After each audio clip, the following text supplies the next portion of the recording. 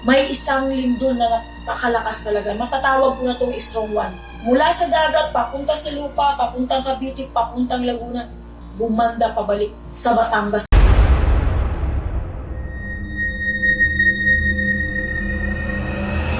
Hello po mga ka-PTV, sa video na ito ay tatalakayin natin ang masasamang pangitain sa isang lugar na ito ayon sa mga visions ni Madam Rudy Baldwin. Pero kung ikaw ay hindi pa nakasubscribe sa aking channel, baka naman.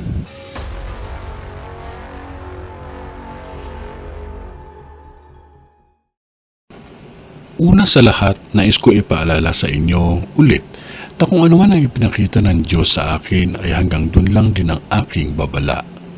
Hindi po ako Diyos at hindi po ako propeta.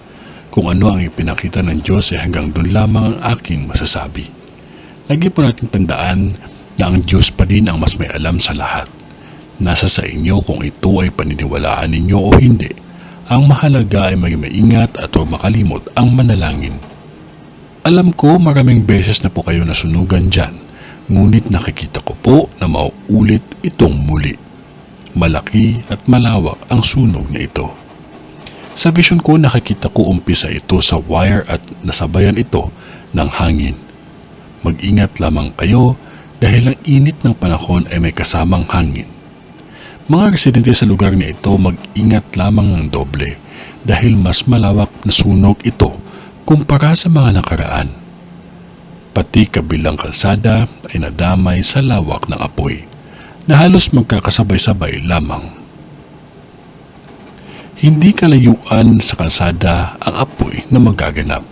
Malawak ito sa mga aksidente dito kasi umabot ng ilang alarma dahil sa vision ko, hindi agad naapula ang apoy sa sobrang lakas at lawak at bilis ng pagkalat nito.